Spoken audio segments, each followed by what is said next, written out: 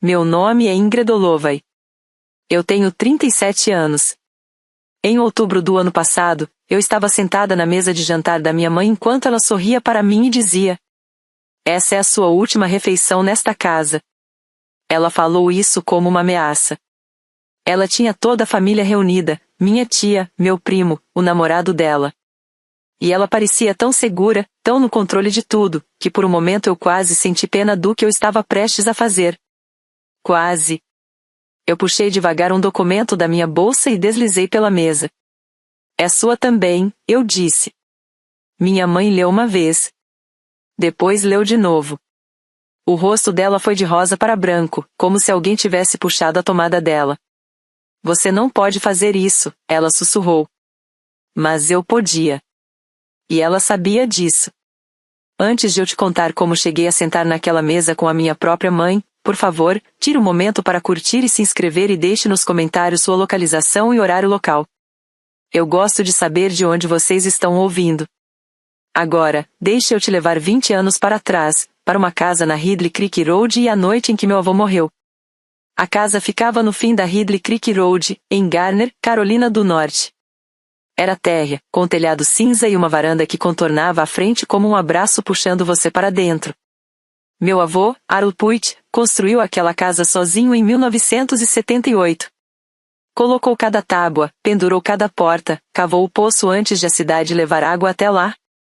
Vovô Arle era carpinteiro e um homem quieto por escolha. Ele não falava muito nas reuniões de família, mas aos sábados de manhã me dava um bloco de lixa e deixava eu trabalhar ao lado dele. Eu era a única com quem ele fazia isso. Eu tinha 15 anos quando ele me sentou na varanda e disse algo que eu não entendi na época. "Essa casa não é madeira e prego. Birdie, é uma promessa." Birdie era como ele me chamava. Ninguém mais me chamava assim. Ele morreu 2 anos depois. Um AVC forte, no meio da noite. Eu tinha 17. Minha mãe recebeu a ligação às 6 da manhã, colocou o telefone no gancho e disse: "Bom, acabou." Sem lágrimas. Sem tremor na voz. Só essas 3 palavras, frias. Eu me lembro de ficar na oficina dele no dia seguinte ao funeral, passando a mão na bancada lisa de tanto uso. A caneca de café ainda estava lá, com um anel de café seco no fundo. O lugar inteiro cheirava a serragem e óleo de linhaça. Eu chorei naquela oficina por 1 hora. Quando voltei para dentro, minha mãe já estava ao telefone com alguém. Falava baixo. Virada de costas. Ela desligou quando me viu. Na época eu não dei importância. Eu tinha 17 anos e meu avô tinha morrido. Eu ainda não sabia que o que ela tinha tirado de mim já tinha começado. 1 mês depois do funeral, minha mãe me chamou na cozinha. Ela estava na bancada com uma caneca de café que nem estava bebendo, os braços cruzados com força. Dava para ver que ela tinha ensaiado aquilo. "Seu avô não deixou testamento", ela disse. "Não tem nada. Só essa casa, e uma pilha de dívidas." Eu perguntei se tinha algum advogado envolvido, alguém com quem a gente deveria falar. Ela fez um gesto com a mão, como se eu tivesse dito algo absurdo. Não tinha advogado nenhum. Ele morreu do jeito que viveu. Sem plano, sem preparo. Agora sou eu que tenho que resolver tudo isso. Eu tinha 17 anos. E acreditei nela. Naquela primavera, eu fui aceita num programa pré-direito na NC State.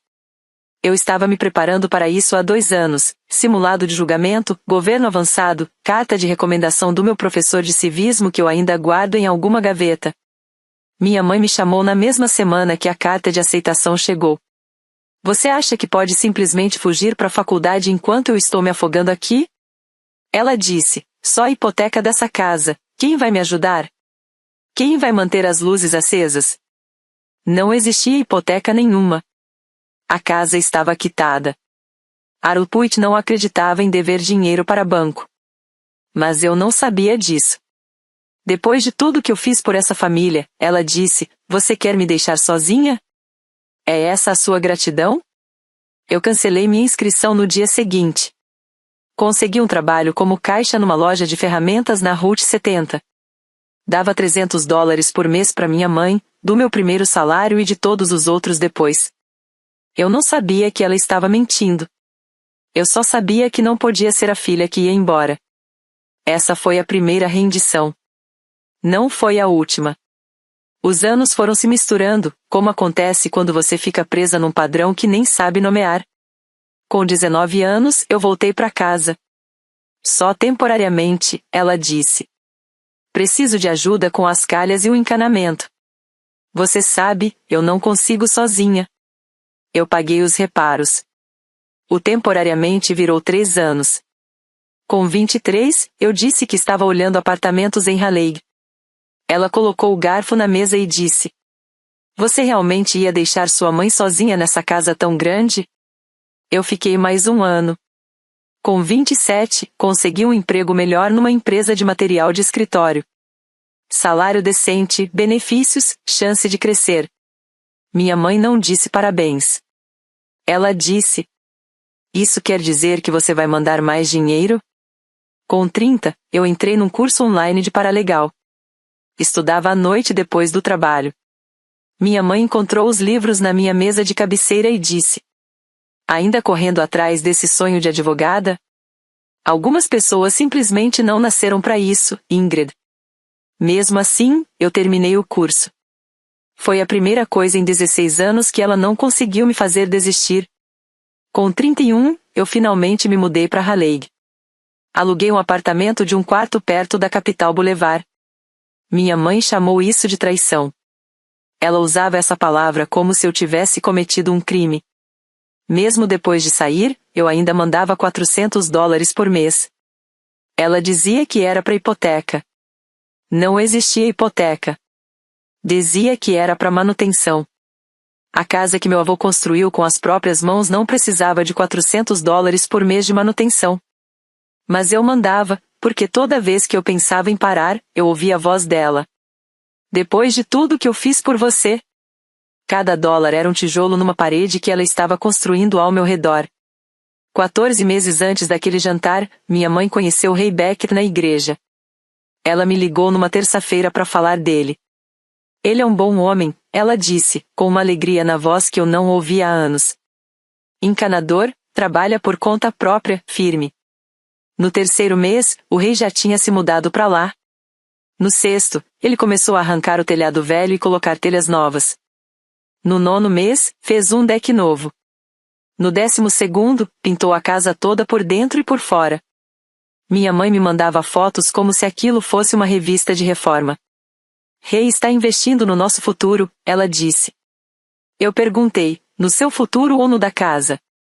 Ela desligou na minha cara. A primeira vez que eu conheci o rei, ele apertou minha mão forte demais e segurou por tempo demais. Sua mãe me contou tudo sobre você, ele disse. Ela já fez muito por você, querida. Espero que você reconheça isso. Ele falou como se estivesse falando com uma adolescente que esqueceu de levar o lixo para fora. Eu tinha 36 anos. Nas visitas seguintes, uma imagem foi se formando. Rei andava pela casa como um homem medindo paredes para móveis que ainda não tinha comprado. Ele falava do terreno, da propriedade e do mercado imobiliário no condado de Wake. No dia de ação de graças, ele disse para minha tia Vivian que Garner ia valorizar muito, e que ter um imóvel quitado era a coisa mais inteligente que alguém podia ter. Minha mãe sorria o tempo todo. Rei passava o braço nela e apertava. Naquele Natal, ela falou isso pela primeira vez como se não fosse nada. Eu e o rei estamos pensando em oficializar as coisas. A casa, eu digo. Eu não respondi. Mas eu ouvi. A ligação veio numa terça-feira, no começo de outubro. Jantar de domingo, minha mãe disse. Toda a família. Eu tenho um anúncio. A voz dela tinha aquele brilho específico, o brilho de quem já decidiu tudo e só quer plateia para assistir. Eu reconheci o tom do mesmo jeito que um cachorro reconhece uma coleira. Que tipo de anúncio? Perguntei. Ela riu. Você vai descobrir junto com todo mundo. E não vem com essa atitude. É uma ocasião feliz. Naquela noite, eu liguei para minha tia Vivian. Ela não sabia detalhes, mas também tinha sentido o mesmo sinal. Sua mãe está falando que o rei precisa de segurança, ela disse. Que um homem precisa sentir que pertence a algum lugar. Eu fiquei sentada no meu sofá em Raleigh olhando pro teto. A conta era simples. Glória mais rei mais anúncio mais toda a família igual uma coisa só. Ela ia colocar o nome do rei na escritura. Ia entregar a casa do meu avô para um homem que ela conhecia há 14 meses. Eu dormi pouco naquela noite. Fiquei deitada repetindo o mesmo ciclo, ligar para ela, confrontar, pedir para esperar. Mas eu já sabia como seria. Ela ia dizer que não era da minha conta. Ia dizer que eu era egoísta. Ia me lembrar de tudo que fez por mim. E eu ia desligar me sentindo menor do que quando comecei a ligação. Só que dessa vez, algo estava diferente. Algo que eu tinha aprendido no trabalho, uma habilidade que eu usava todos os dias para famílias de outras pessoas, começou a se reorganizar na minha cabeça. Eu ainda não sabia disso, mas minha mãe não podia doar algo que nunca foi dela. Mas eu estava prestes a descobrir. Na manhã de quarta-feira, Morrison End Grant State Law, no centro de Raleigh. Eu trabalhava lá há 3 anos como paralegal, registrando petições, preparando documentos, puxando registros. O tipo de trabalho que te deixa invisível para os advogados, mas essencial para os casos. Naquela manhã, eu estava fazendo uma busca de título para um cliente. Rotina. Entrar no site do Registro de Escrituras do Condado de Wake, digitar o endereço, rastrear a cadeia de propriedade. Eu já tinha feito aquilo centenas de vezes. No meio do processo, eu parei. Meus dedos ficaram suspensos sobre o teclado. Se minha mãe estava planejando assinar uma escritura de transferência rápida, o título da propriedade tinha que estar no nome dela e esses registros são públicos. Qualquer pessoa pode consultar. Eu podia consultar. Digitei o endereço da Ridley Creek Road. O resultado apareceu em menos de 3 segundos. A escritura tinha sido registrada em 2005, o ano em que meu avô morreu. O doador era o espólio de Arlo Tepuit.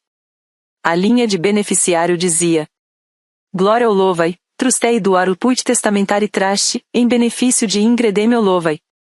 Eu li 3 vezes. A cada leitura, as palavras ficavam mais altas, não na tela, no meu peito. Trustei. Em benefício de Ingredem Olovai. Meu avô tinha deixado a casa para mim. Não para minha mãe. Para mim. Ele tinha colocado em um trust, um instrumento legal, onde minha mãe era só responsável por administrar até eu estar pronta para receber. E ela nunca tinha me contado uma palavra disso. Fechei a aba. Abri de novo. Li pela 4ª vez. Não mudou. Afastei a cadeira da mesa e fui até a copa. Peguei um café que nem bebi. Minhas mãos estavam firmes. O resto de mim não. Eu não precisava que ninguém me explicasse o que era um testamentary trust. 3 anos trabalhando com o direito de sucessões já tinham me ensinado isso. Um testamentary trust é criado por um testamento.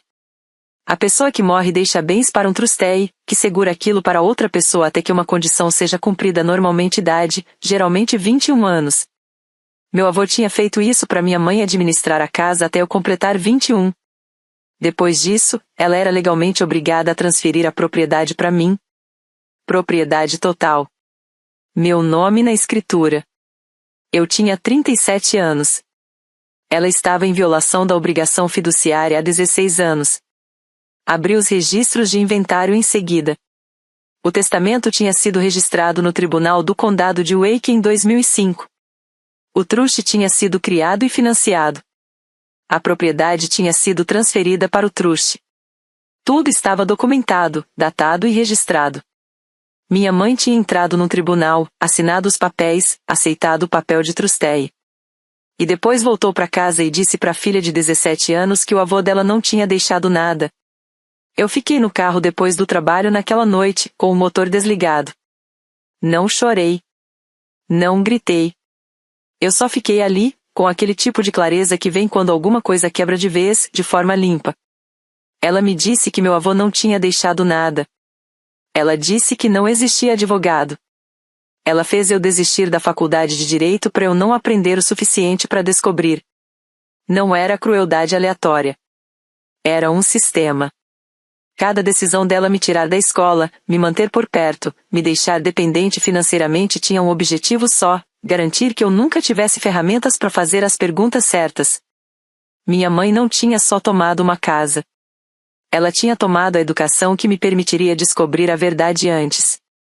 Naquela noite, peguei meu celular e disquei o número dela. Deixei chamar 3 vezes e parei. Se eu ligasse, ela ia negar. Ia virar a conversa até eu acabar pedindo desculpa por perguntar. Ia chorar, gritar ou ficar em silêncio que funcionasse mais rápido. E no final, eu ia terminar a ligação me sentindo culpada por ter descoberto a verdade. Esse era o padrão. 20 anos disso, como um caminho aberto na grama. Coloquei o celular de volta. Pela primeira vez na minha vida, eu escolhi não reagir. Em vez disso, fiz uma lista. Escrevi no verso de um recibo de posto de gasolina porque não tinha papel no carro. Encontrar o documento original do truste. Encontrar o advogado que criou isso, Harold Putt. Confirmar os termos exatos do truste. Entender meus direitos legais. Preparar tudo antes de domingo.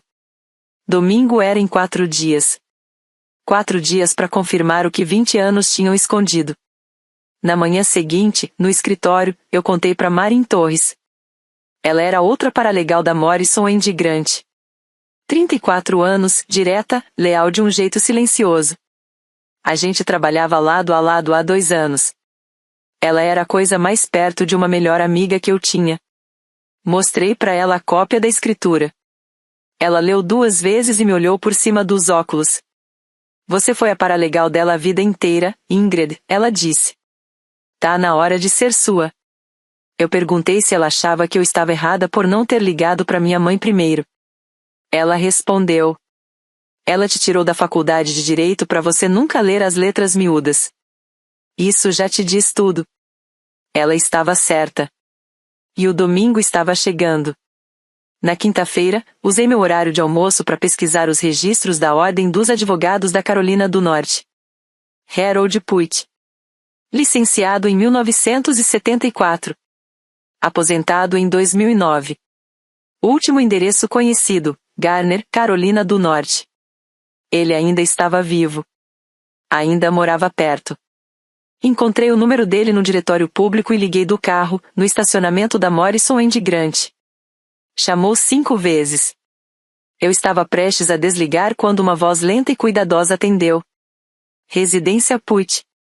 Eu disse meu nome. Houve um silêncio longo daquele tipo em que você percebe alguém tentando acessar uma memória antiga. Birdie, ele disse.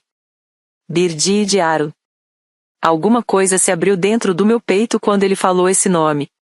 Ninguém me chamava de Birdie há 20 anos. Eu contei o que tinha descoberto. A escritura, o truste, o fato de minha mãe nunca ter transferido a casa. Harold ficou em silêncio de novo. Mas dessa vez era um silêncio diferente. Mais pesado. Ela nunca te deu a casa, ele disse. Isso nem é uma questão. Não, senhor, eu respondi. Ele me contou que tinha preparado tudo pessoalmente, o testamento, o documento do truste, todo o planejamento do patrimônio. Arl tinha ido ao escritório dele na primavera de 2005, 6 meses antes do AVC, e deixado tudo claro. A casa vai para Ingrid. Glória administra até a menina completar 21 anos. Depois disso, é dela, livre e sem dúvidas.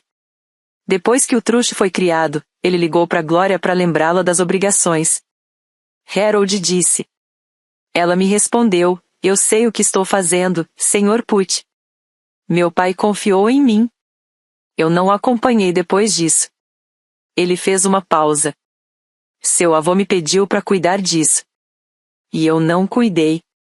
Me desculpe por isso, Ingrid. Foram exatamente essas palavras. E elas significavam mais do que ele imaginava. Na manhã de sexta-feira, peguei meio expediente e dirigi até Garner. Harold Putt morava numa casa térrea de tijolos, numa rua cheia de crepe-murtas que já tinham perdido as flores. Ele me recebeu na porta de camisa passada e suspensório, se movendo devagar, mas de pé, firme. Parecia um homem que já estava esperando alguém vir perguntar. O escritório dele era um quarto transformado no fundo da casa. prateleiras cheias de pastas jurídicas, um arquivo de madeira, uma luminária com cúpula de vidro verde. Ele abriu a gaveta debaixo do arquivo e tirou uma caixa de papelão escrita: Puitse Karl T. Dentro estavam uma cópia do testamento do meu avô, o documento do truste, os registros do inventário, e uma carta de instruções. Eu abri o truste primeiro. A linguagem era clara, formal e impossível de interpretar de outra forma. Quando o beneficiário atingir a idade de 21 anos, o trustee deverá transferir todos os direitos, títulos e interesses do imóvel ao beneficiário, por meio da assinatura e registro da escritura apropriada. Meu nome estava na terceira linha. A assinatura do meu avô estava no final da página. Firme. Intencional. Como tudo que ele construía. Harold foi me explicando. Como Glória nunca fez a transferência quando eu fiz 21, ela estava em violação do dever fiduciário. Ela não tinha nenhum direito legal de tratar a propriedade como se fosse dela. E qualquer escritura de quitclaim que ela assinasse para passar o imóvel para Ray Beckett seria inválida, porque ela não era dona. Ela era apenas a trustee. Quando ela pretende assinar essa escritura, ele perguntou. Domingo, eu disse. Ele tirou os óculos e limpou com o lenço. Então a gente precisa trabalhar agora. Ele se ofereceu para preparar uma declaração juramentada, um affidavit confirmando a autenticidade do truste e o papel dele como advogado que o elaborou. Eu aceitei. Enquanto trabalhávamos, Harold mencionou algo que eu ainda não sabia. Seu avô não deixou só a casa, ele disse. Também havia uma conta de poupança, $38.000, dentro do truste.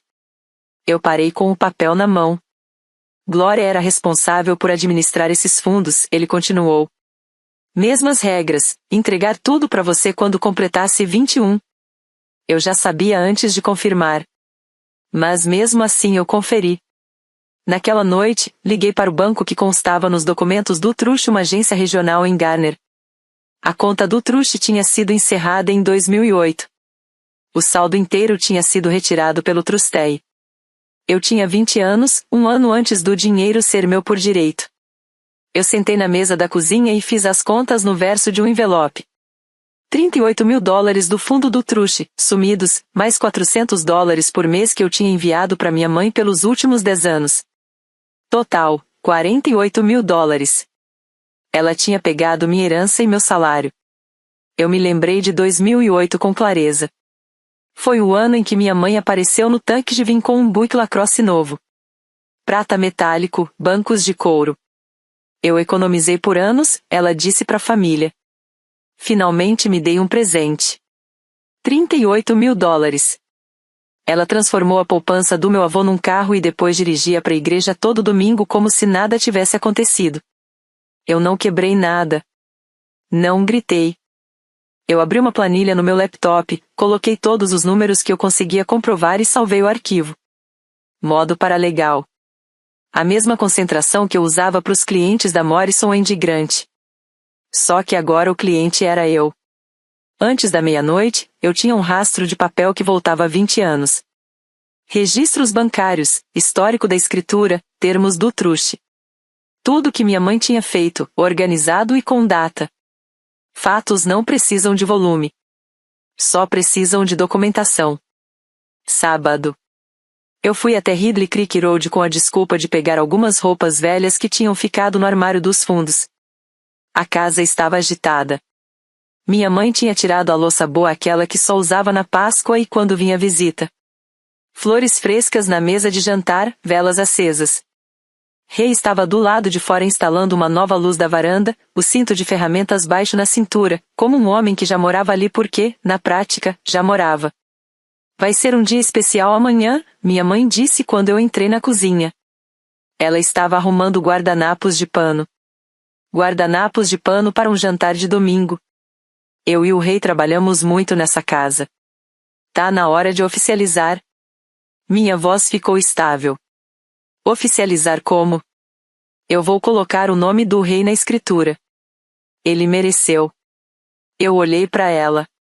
Ela sorria daquele jeito dela, o sorriso de quem já decidiu tudo e só espera o mundo concordar. Eu tentei mais uma vez.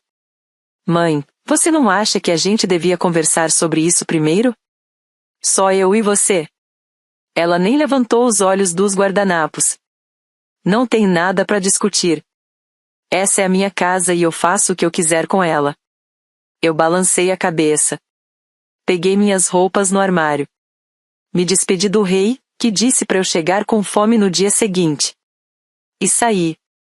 Entrei no carro, sentei no banco do motorista e respirei por 30 segundos. Ela tinha dito com a própria boca. Essa é a minha casa. Não tem nada para discutir. Pela primeira vez, eu concordei com ela. Não tinha mais nada para discutir. Eu dirigi direto até a casa de Harold Putt. Tínhamos só mais um dia e íamos usar cada hora dele. A mesa da cozinha do Harold virou nossa sala de guerra. Espalhamos tudo e organizamos em uma única pasta. A cópia certificada da escritura do registro de imóveis, mostrando a propriedade no truste em meu benefício. O documento do truste, com a assinatura do meu avô.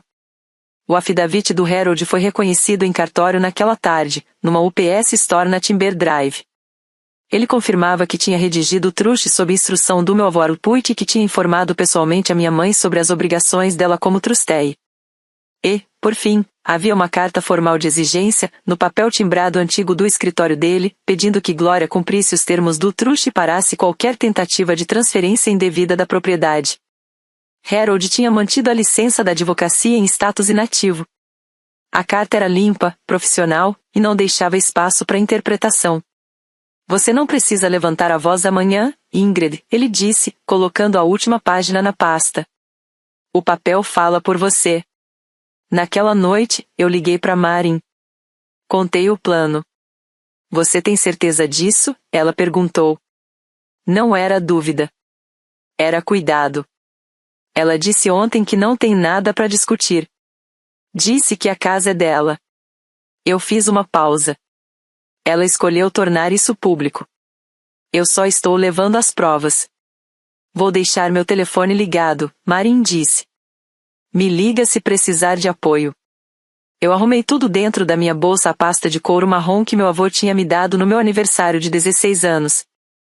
Um canto da costura estava soltando, e o fecho de metal já estava escuro pelo tempo. Mas o couro ainda era macio, quente nas mãos. Quando eu segurava aquela bolsa, quase conseguia sentir o cheiro da oficina dele. Serragem e óleo de linhaça. Eu deixei a bolsa perto da porta e fui dormir. Não dormi bem, mas dormi. No dia seguinte, o papel falaria. Domingo de manhã. Céu cinza, ar frio, aquele tipo de dia de outubro na Carolina do Norte em que a luz entra pelas árvores de lado e tudo parece mais nítido. Eu fiquei no banheiro do meu apartamento olhando a bolsa na bancada da cozinha. A pasta estava dentro. O truste, a escritura, o affidavit do Harold, a carta de exigência. Tudo organizado dentro de uma bolsa que ainda tinha o cheiro da oficina do meu avô. Pensei em não ir. Eu podia ligar para ela, dizer que eu sabia, dar uma chance de resolver em privado, no ritmo dela. Não seria o mais gentil? Mas eu já tinha tentado isso ontem, na cozinha dela. Podemos conversar, só nós duas? E ela disse não. Disse que era a casa dela e que não tinha nada para discutir. Ela tinha escolhido o público. Tinha escolhido o palco. E se eu ligasse agora, se eu avisasse, a escritura pro rei estaria assinada antes do pôr do sol. Ela já teria um cartório pronto antes de eu desligar o telefone. Eu vesti uma blusa branca e uma calça preta, igual às que eu usava no trabalho. Sem maquiagem. Aquilo não era uma celebração. A viagem de Raleigh até Garner levava 40 minutos. Peguei a Route 70, passei pela loja de ferramentas onde eu tinha trabalhado aos 17 anos, passei pela escola primária onde meu avô me buscava com o caminhão dele. A estrada não tinha mudado. As casas pareciam menores. Entrei na Ridley Creek Road às 4h15. O caminhão do rei estava na garagem. O sedã da minha tia Vivien estava na calçada. Meu primo Brin acenou da varanda. Eu peguei a bolsa. O couro estava gasto e liso nas alças. O vovô Arl teria aprovado.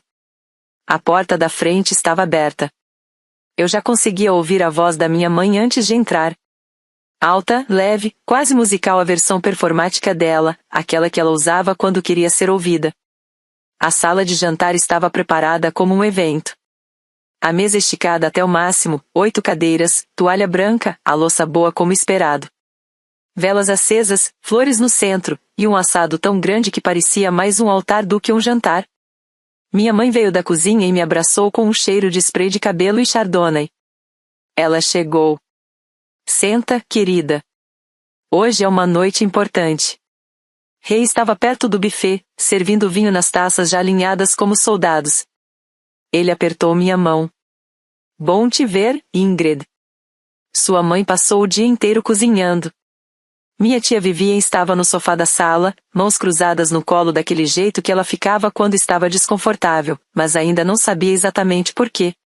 Meu tio Dali estava ao lado dela, já comendo um pãozinho. Meu primo Brin colocava copos de água na mesa. Eu percebi na hora. Na bancada da cozinha, perto do arranjo de flores, tinha uma pasta plástica transparente aberta. Dentro dela, uma escritura de Kit Klein já preenchida. Nome da minha mãe no campo de quem transfere. Nome do rei no campo de quem recebe. Uma caneta presa na lateral. Ela já tinha preparado tudo. Eu coloquei minha bolsa no chão ao lado da cadeira, perto o suficiente para alcançar rápido. Brin se inclinou e sussurrou. A tia Glória não para de falar de uma surpresa. Você sabe o que é? Eu olhei para a pasta na bancada e depois para minha bolsa no chão. 2 conjuntos de documentos na mesma sala, indo em direções opostas. Eu tenho uma boa ideia, eu disse. Minha mãe esperou todo mundo sentar e ser servido antes de levantar. Ela pegou a taça de vinho e bateu de leve com a unha. Um som pequeno, seco, que silenciou a mesa. Rei se endireitou ao lado dela. Isso tudo já tinha sido ensaiado. Quero agradecer a todos por estarem aqui hoje, ela começou. Essa casa foi a minha vida inteira. Eu criei minha filha aqui. Mantive tudo de pé quando ninguém mais ia manter. Ela fez uma pausa. Deixou aquilo pesar no ar.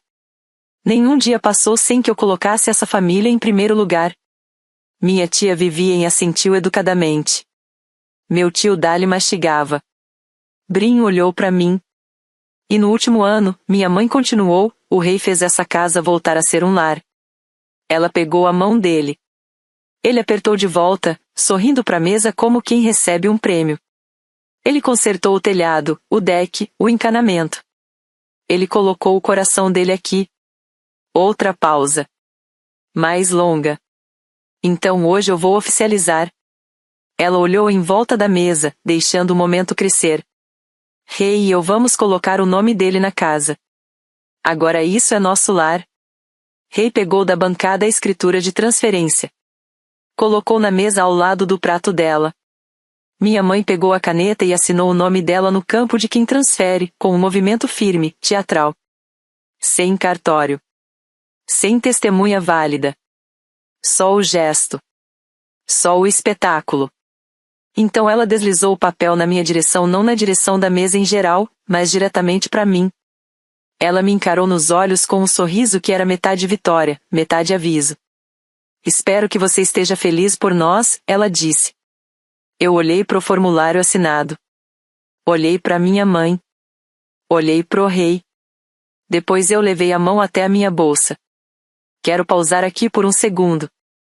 Se você já esteve sentado numa mesa onde alguém estava decidindo coisas da sua vida sem te perguntar nada, você sabe exatamente como esse silêncio é. Naquele momento, eu tinha 2 escolhas. Sorrir e deixar acontecer, ou abrir aquela bolsa. Antes de continuar, eu realmente agradeço se você deixar um like. Isso ajuda outras pessoas a encontrarem histórias assim. E se você já viveu algo em família onde tentaram tomar algo que era seu, escreve aí nos comentários. Eu quero ler. Agora, de volta à mesa. Minha mão ficou em cima da bolsa, mas eu não abri. Ainda não. Mãe, eu disse, mantendo a voz calma. Posso falar com você na cozinha um minuto? Só nós 2. Ela ainda estava de pé, ainda tomada pelo impulso do anúncio. Ela fez um gesto com a mão. O que você tiver para falar, fala aqui. Somos família. Mãe, por favor. O sorriso dela endureceu. Ah, não seja dramática, Ingrid. Se tem algo para dizer, diga. Rei se encostou na cadeira e cruzou os braços. Deixa sua mãe aproveitar a noite, querida. Eu olhei pro rei. Depois para minha mãe. A mesa inteira estava assistindo. Eu tinha pedido em privado no dia anterior, na cozinha dela. Podemos conversar, só nós duas? Ela disse não. Hoje, a mesma pergunta. A mesma resposta. Ela queria público. Queria plateia. Queria testemunhas do que ela chamava de momento dela. Tudo bem. Ok, eu disse. Se você quer que eu fale aqui, eu vou falar aqui. Abri o zíper da bolsa. O som foi pequeno, só metal correndo. Mas naquele jantar silencioso, com velas acesas e 8 pessoas olhando, ele pareceu alto. O sorriso da minha mãe escorregou um pouco. Eu tirei a pasta de dentro e coloquei na mesa. Sem força. Sem drama. Eu coloquei como quem coloca um documento na mesa de um juiz. Reto. Centralizado. Direto para ela. Minha tia Vivien parou no meio de um gole. Brin se inclinou para frente. Meu tio Dali largou o pão. Rei descruzou os braços. Eu perguntei 2 vezes em privado. Nas 2 ela recusou. Ela escolheu o lugar. Escolheu o palco. Eu só trouxe o roteiro. Antes de você continuar com isso, eu disse, olhando pro documento de transferência, eu preciso que você leia uma coisa. Por meio segundo entre colocar a pasta na mesa e ver minha mãe estender a mão para pegar, uma lembrança voltou. Clara. Inteira. Como uma foto sendo puxada da água. Verão. Eu tinha 15 anos, sentada na varanda com o vovô Aro. Os 2 bebendo chá doce em potes de vidro. As cigarras gritavam nos pinheiros, o ar era pesado. Ele tinha acabado de terminar de tingir o corrimão da varanda, e as mãos ainda estavam escuras da tinta. E ele disse, do nada. Birgi, essa casa sempre vai ser sua. Não importa o que sua mãe diga. Promete que você vai lembrar disso. Eu ri. Com 15 anos, descalça, sem entender por que ele estava dizendo aquilo. Por que a mamãe diria alguma coisa, vovô? Ele não respondeu. Só ficou olhando pro quintal, além da árvore de dogwood que ele tinha plantado no ano em que eu nasci, e tomou um gole lento do chá. Agora eu entendia. Ele sabia. Ele tinha observado a própria filha por décadas e viu que eu não conseguia ver o que eu era nova demais e próxima demais para enxergar. Ele sabia que ela ia tentar tomar. Sabia que ela ia mentir. E porque sabia que palavras não seriam suficientes contra ela, ele foi até um advogado, sentou no escritório e colocou tudo no papel. Ele não podia me proteger dela para sempre. Mas podia criar algo que ela não conseguiria distorcer com palavras. Eu olhei para a pasta na mesa. A assinatura do meu avô estava ali dentro. A caligrafia dele, firme, precisa, igual eu lembrava. 20 anos depois, ainda sustentando tudo aquilo. Minha mãe pegou a primeira página. Eu vi os olhos dela correrem pelas palavras. Vi o rosto dela perder a cor, como água descendo pelo ralo. E esperei. Mas aquilo ainda não era o truste. A primeira página era a escritura, o documento do registro de imóveis, o mesmo que eu tinha visto no meu computador 3 dias antes. Ela olhou, franziu a testa e largou na mesa. O que é isso? Ela disse. Algum papel de trabalho seu? Eu não respondi diretamente. Em vez disso, fiz uma pergunta. Calma. Clara. Alto o suficiente para a mesa inteira ouvir. Mãe, só para eu entender, você está dizendo que essa casa é sua, totalmente, sem nenhuma dívida ou condição? Claro que é. O queixo dela se levantou. Seu avô deixou para mim. Eu cuidei dessa casa por 20 anos. Não existe testamento, não existe truste, não existe nada. Os olhos dela piscaram. Só um segundo. Rápido demais para quem não estava prestando atenção. Mas eu vi. A hesitação antes da mentira. Nada, ela disse. Eu te disse isso quando você tinha 17 anos. Nada mudou. E você está assinando essa escritura de transferência para colocar o nome do rei porque, como dona, você tem esse direito. Quantas vezes eu vou ter que repetir isso? Ela bateu levemente na mesa. Sim. Ao redor, a família se mexeu. Minha tia Vivien largou o garfo. Brin parou de mastigar. Meu tio Dali levantou os olhos do prato pela primeira vez a noite inteira. Rei ficou mais reto na cadeira, a mandíbula travada, como se estivesse mastigando algo que não era comida. Minha mãe tinha acabado de declarar, na frente de todo mundo, que ela era dona.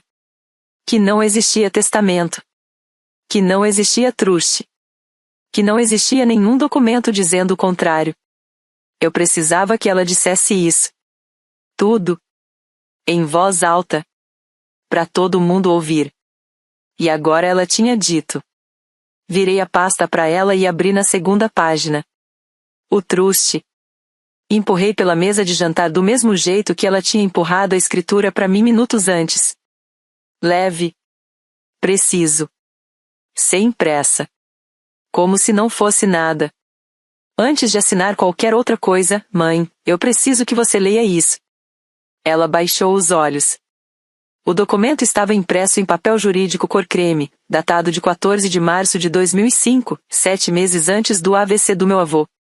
No topo, estava escrito, Última vontade e testamento de Aro Tepuit, anexo B, truste testamentário. Os lábios dela se mexeram levemente enquanto lia. A mesa inteira ficou em silêncio. Eu conseguia ouvir o som fraco das velas tremendo com a corrente de ar da janela da cozinha. Ela chegou na cláusula principal. Eu sabia exatamente qual era aquela linha, porque tinha lido 50 vezes nos últimos 3 dias. Glória ao Louvai, trustei do Aruput testamentari traste, em benefício de Ingredeme Olovai. O dedo dela parou. Ela ficou olhando para a página como se estivesse vendo uma rachadura se espalhar num para-brisa vendo crescer, sabendo que não tinha como parar. O quê? Ela começou, e parou. Leu de novo. Mais devagar. Rei se inclinou.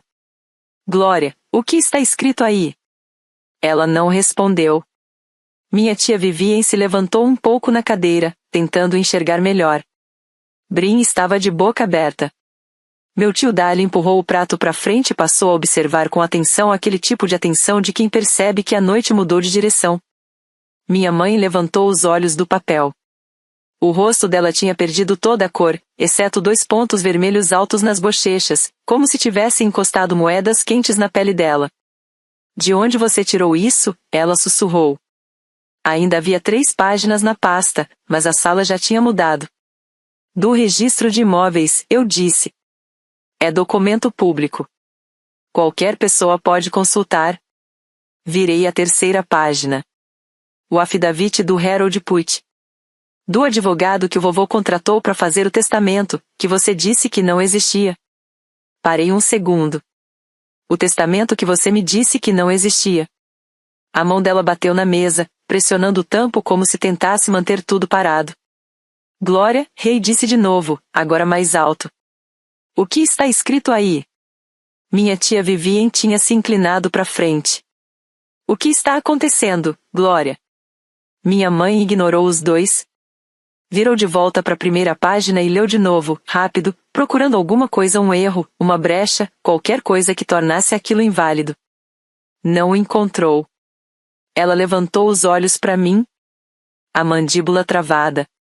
A voz saiu baixa, mas tremendo de raiva. Você foi pelas minhas costas. Você foi falar com aquele velho e... Eu não fui pelas suas costas, mãe, eu disse. Eu fui no cartório. Qualquer pessoa pode fazer isso. Isso não pode. Ela pegou o afidavit e segurou como se fosse rasgar. Isso é de 20 anos atrás. Isso não significa nada. É um truste legal, eu disse. Registrado em 2005, aprovado no Tribunal do Condado de Wake e ainda válido. Você não pode fazer isso. A voz dela quebrou não de tristeza, mas de raiva. Rei empurrou a cadeira um pouco para trás. Brin apertou o copo de água com força. Meu tio olhou para minha tia. Minha tia olhou para mim. Eu não levantei a voz. Não precisei. Eu não fiz nada, mãe, eu disse. Quem fez foi o vovô, há 20 anos. Eu me levantei e olhei para a mesa inteira.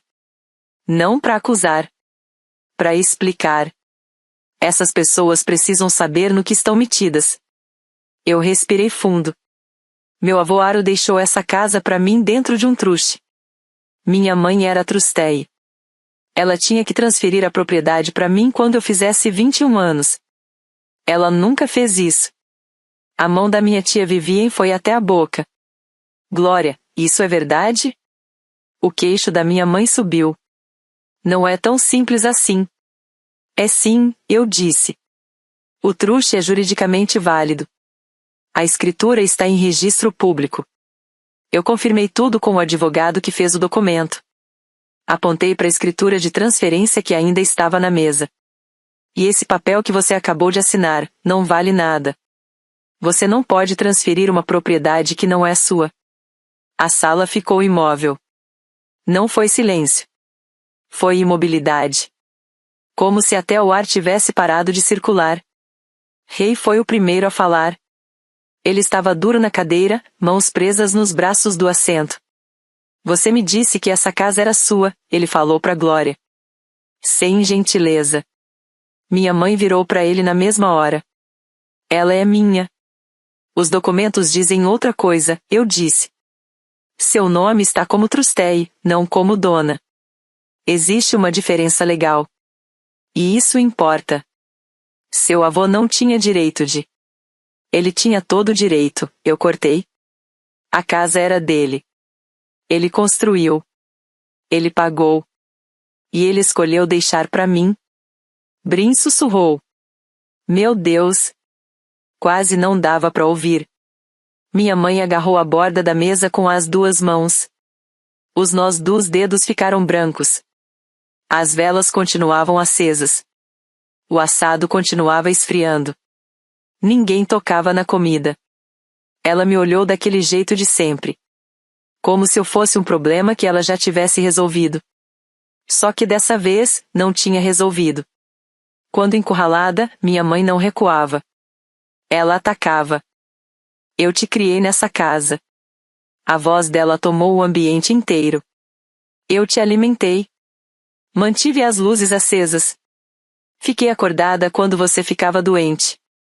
Eu abdiquei de tudo. Ela abriu os braços para Vivien, como se estivesse num palco. Você tá vendo isso?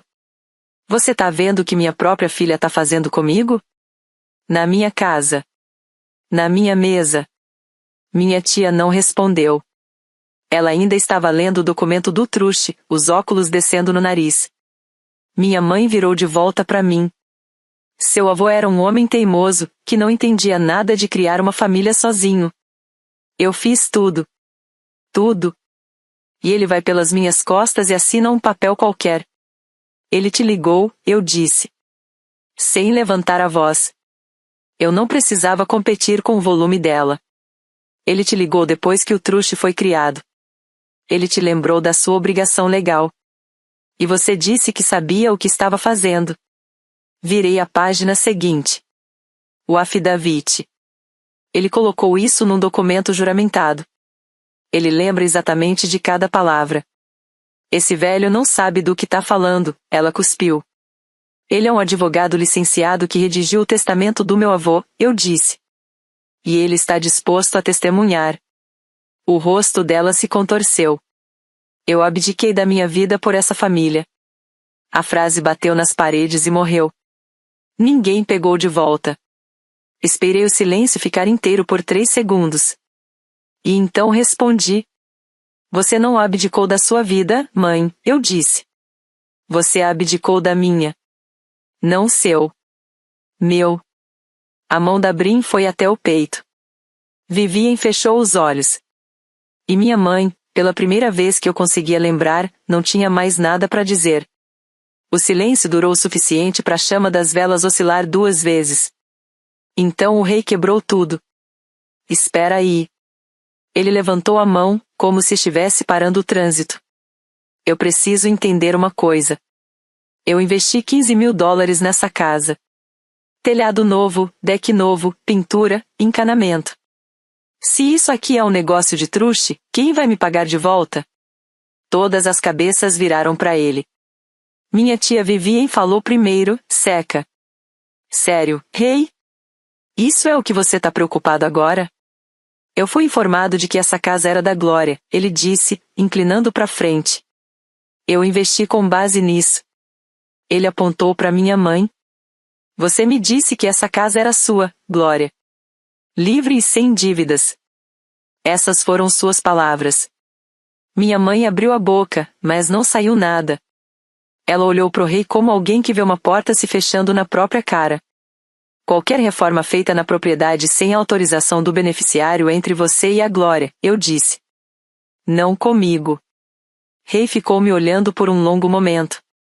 Então ele empurrou a cadeira para trás, jogou o guardanapo no prato e se levantou. Eu não entrei nessa para isso, ele disse. Ele atravessou a cozinha, abriu a porta dos fundos e saiu pro deck o mesmo que ele tinha construído. 30 segundos depois, ouvimos a caminhonete ligar. O barulho da cascalho sob os pneus foi ficando mais distante até sumir na Ridley Creek Road. Minha mãe ficou olhando para a porta por muito tempo depois que ele saiu. As mãos ainda apoiadas na mesa. O rosto completamente vazio. Quando ela virou de volta para a sala, eu vi algo nela que nunca tinha visto antes.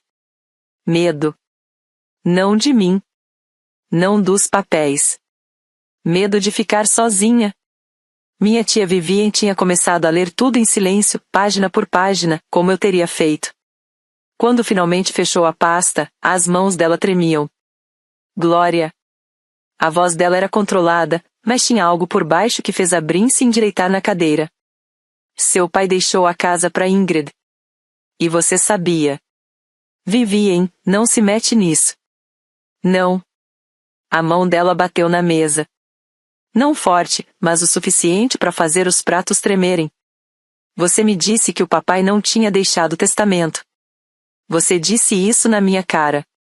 Eu perguntei diretamente e você disse que não tinha nada. A boca da minha mãe se mexeu, mas nenhuma palavra saiu.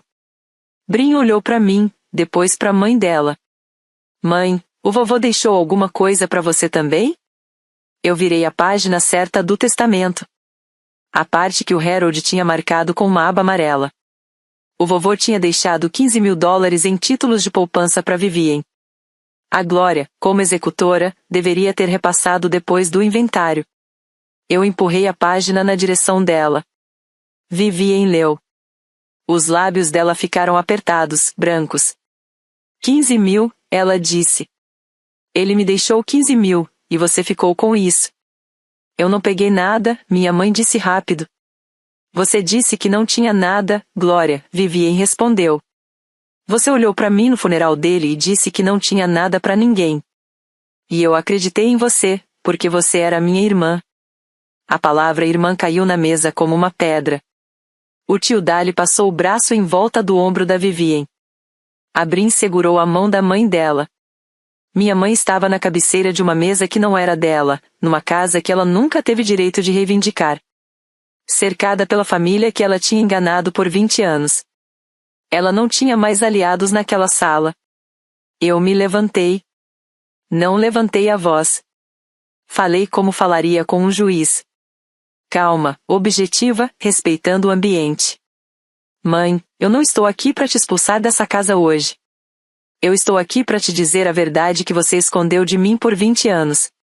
Ela segurou o encosto da cadeira.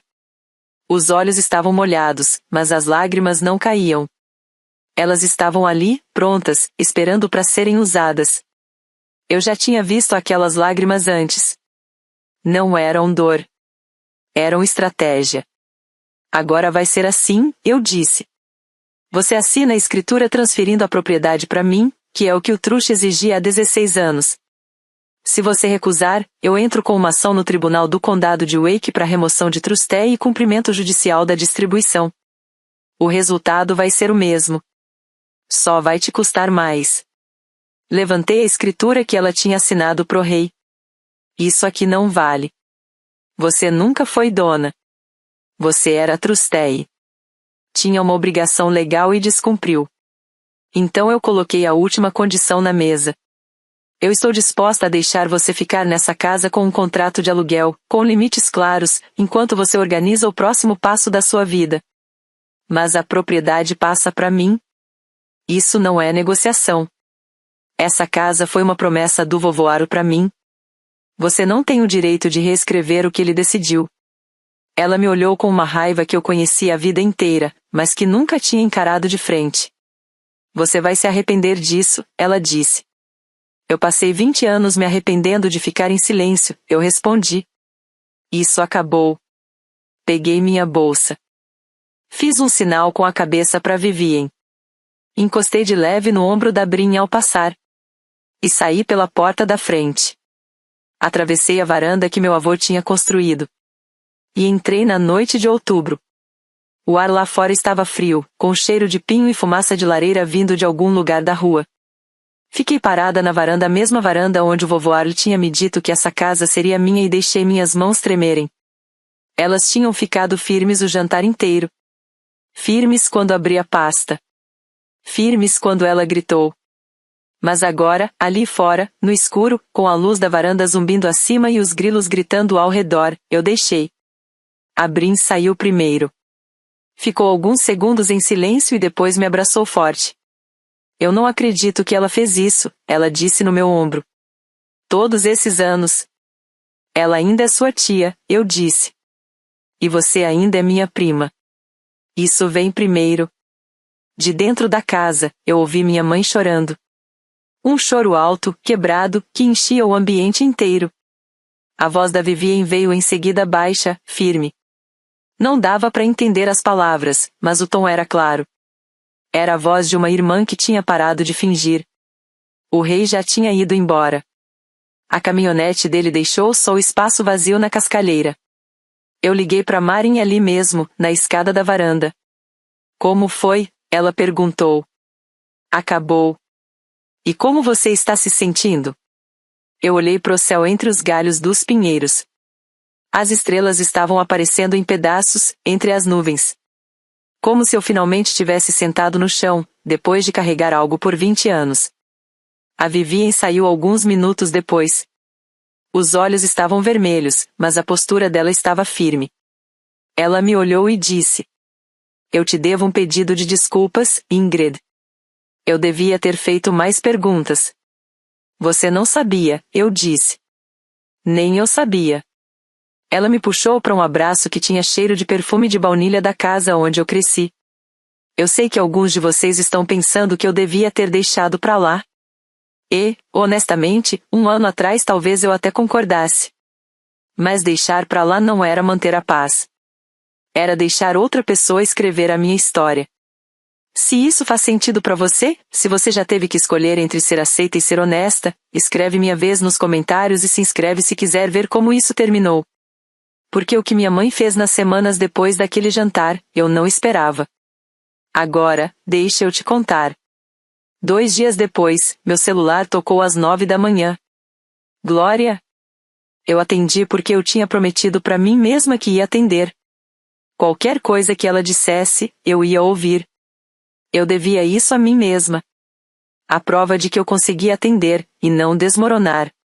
Eu sou sua mãe, a voz dela veio rouca, quebrada. Isso não significa nada para você? Eu esperei. Eu não durmo. Eu não como. O rei não me ligou. Você está feliz agora?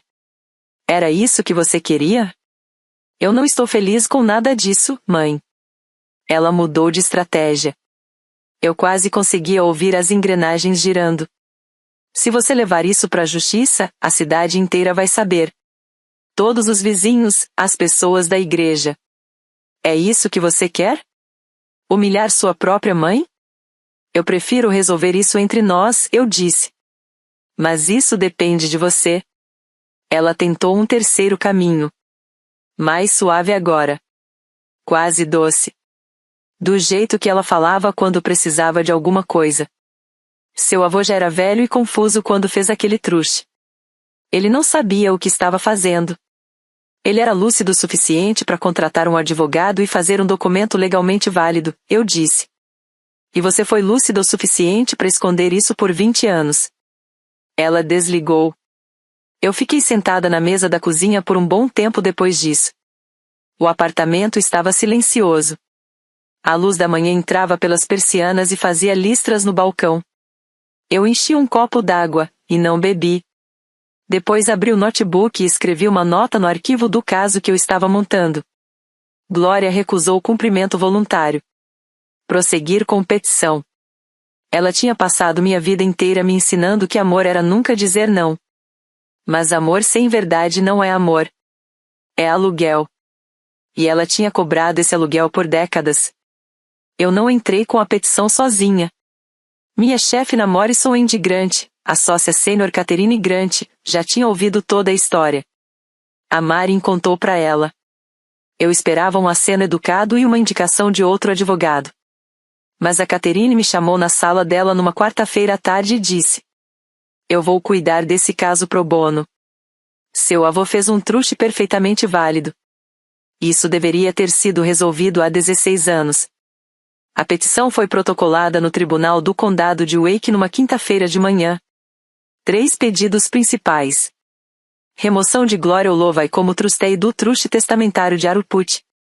Ordem judicial para transferência do imóvel da casa na Ridley Creek Road para beneficiária nomeada. E uma prestação de contas completa dos ativos do truste, incluindo os $38 mil em poupança que desapareceram em 2008.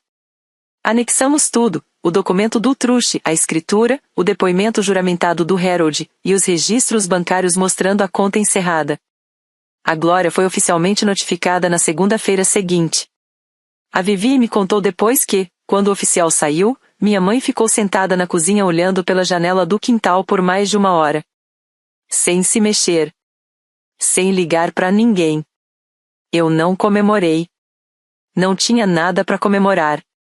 Aquilo não era vitória. Era correção. 20 anos atrasada. Eu pensei no meu avô. Em como ele tinha sentado no escritório do Harold Putt e organizado tudo aquilo, esperando que nunca fosse necessário usar. Ele confiou que a filha dele faria a coisa certa, mas mesmo assim criou uma proteção caso ela não fizesse. Ele confiou na lei para me proteger, mesmo quando minha mãe não protegeria. O mínimo que eu podia fazer era concluir isso. A audiência foi marcada para 6 semanas depois.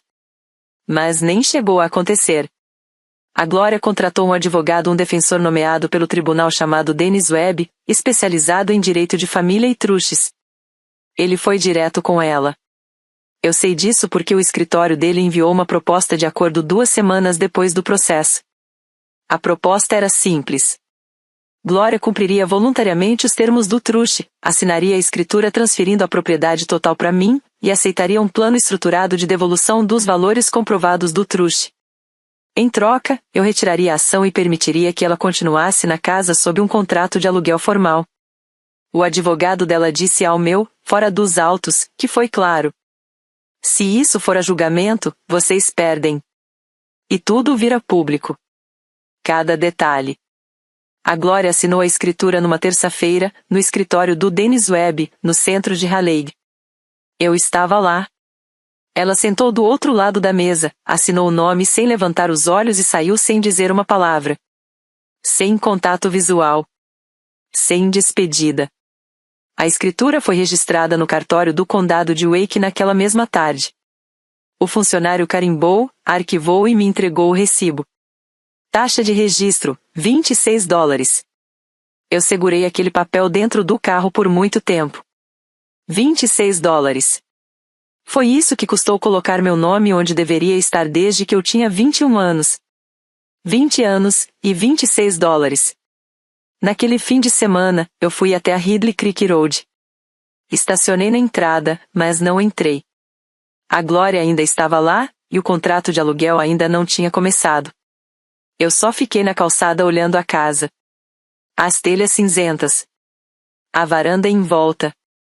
A árvore de dogwood que meu avô tinha plantado no ano em que eu nasci, com as folhas começando a ficar vermelhas nas pontas. Pela primeira vez, eu estava em frente àquela casa como sua dona legal. O sentimento não era de vitória. Era de reconhecimento. Eu deixei minha mãe ficar. Eu sei que muita gente não vai entender isso. Depois de tudo as mentiras, a herança roubada, os anos em que ela me manteve pequena, eu ainda deixei ela ficar naquela casa. Mas não foi por ela. Foi porque expulsão não era o ponto. O ponto era a verdade. O ponto era o limite. Nós fizemos um contrato de aluguel. 12 meses, aluguel zero. Glória pagaria as contas e a manutenção básica. Nada de mudanças na casa sem minha autorização por escrito.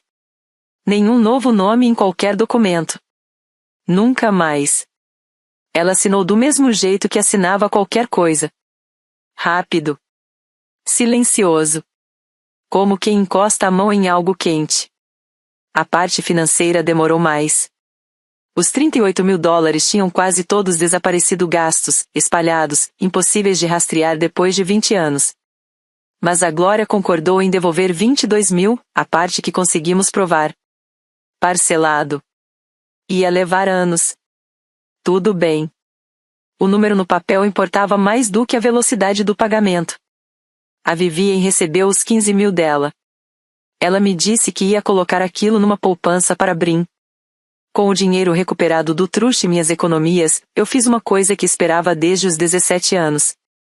Eu me inscrevi no curso de Direito em tempo parcial na Campbell University, em Raleigh.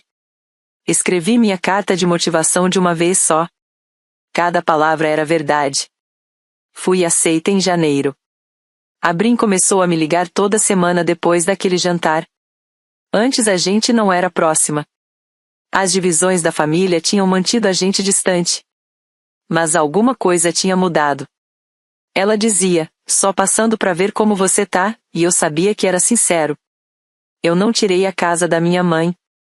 Eu só recuperei a minha. E depois disso, eu dei a ela a chance de ficar sob condições que nós duas entendíamos. 6 meses depois, eu entrei numa sala de aula na Faculdade de Direito de Campbell e sentei na terceira fileira. Eu tinha 37 anos. A maioria dos meus colegas tinha 23, 24. Cadernos novos. Marca-textos organizados por cor. Eu tinha um notebook usado, um bloco de anotações e uma bolsa de couro marrom com um ponto descosturado no canto. O professor abriu a primeira aula com uma pergunta. Por que direito? Mãos se levantaram ao redor da sala. Carreira. Família. Justiça. Eu ouvi todas as respostas, e não levantei a minha. Eu sabia o porquê de estar ali. Porque alguém tinha usado o sistema contra mim e eu sobrevivi aprendendo esse sistema. Porque meu avô acreditava que um papel podia durar mais que uma mentira. E ele estava certo. Porque minha mãe me manteve fora daquela sala por 20 anos. E eu tinha acabado de parar de aceitar portas fechadas como destino. Eu não disse nada disso em voz alta. Algumas coisas não precisam de sala de aula. Naquela noite, eu liguei para o Harold Putt. Ele atendeu no segundo toque, como sempre, como se estivesse esperando. Primeiro dia de faculdade de Direito, eu disse. Houve uma pausa. E então um som que eu nunca tinha ouvido nele antes. Uma risada curta, rouca. Que terminou num silêncio mais leve, quase quente. Seu avô teria te levado até lá ele mesmo, Birdie. Dentro da minha bolsa, no bolso interno, eu guardava 2 coisas. O recibo de $26 do cartório de registro de imóveis e uma cópia da nova escritura com meu nome. O professor distribuiu o programa da disciplina. A primeira matéria, Introdução ao Direito de Propriedade. Eu abri o livro. Página 1.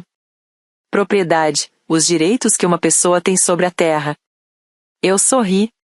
Pela primeira vez, eu entendi aquela frase no fundo dos ossos. As pessoas vão te dizer que se impor significa não amar sua família. Isso não é verdade. Significa que você finalmente se ama o suficiente para parar de fingir que silêncio é lealdade. Eu e minha mãe ainda conversamos. Não muito. Não profundamente. Mas conversamos. E, pela primeira vez na minha vida, ela fala comigo como alguém que pode dizer não. Talvez isso não seja cura. Mas é honestidade. E honestidade é mais do que a gente tinha antes. O vovô Aaron não podia me proteger para sempre. Ele sabia disso. Ele era carpinteiro. Sabia que tudo que ele constrói um dia precisa de manutenção de outra pessoa. Então ele me deixou a única coisa que dura mais do que ele. Papel. Um truste. Uma escritura. Uma promessa escrita e registrada no condado, onde ninguém pode distorcer com palavras. Se você está numa família onde amor vem com condição, onde cada limite que você coloca é chamado de traição, onde o preço da paz é o seu silêncio, eu quero que você me escute. Você não é egoísta por proteger o que é seu. Você não é ingrato por saber o seu próprio nome. A verdade não destrói famílias. As mentiras destroem. E no momento em que você para de carregar a mentira de alguém, é o momento em que a sua vida começa a ser sua. No último sábado, eu voltei para Ridley Creek Road. Estacionei na entrada. Subi os degraus e sentei na varanda ao mesmo lugar onde meu avô sentava com seu chá doce e as mãos cheias de pó de madeira. O dogwood estava em plena cor. As tábuas da varanda estavam firmes sob meus pés. A casa continuava exatamente onde Aruput a colocou 48 anos atrás, uma tábua de cada vez. A casa da Ridley Creek Road ainda está de pé. E eu também. Obrigada por ter ficado comigo até o fim dessa história. Se você já precisou colocar um limite em alguém que dizia que você devia tudo a ele, eu te vejo. Escreve Ridley Creek nos comentários para eu saber que você chegou até aqui. E se você tá aí pensando no que teria feito naquela mesa de jantar, me conta. Eu leio todos os comentários. Se essa história fez sentido para você, manda para alguém que precisa ouvir isso.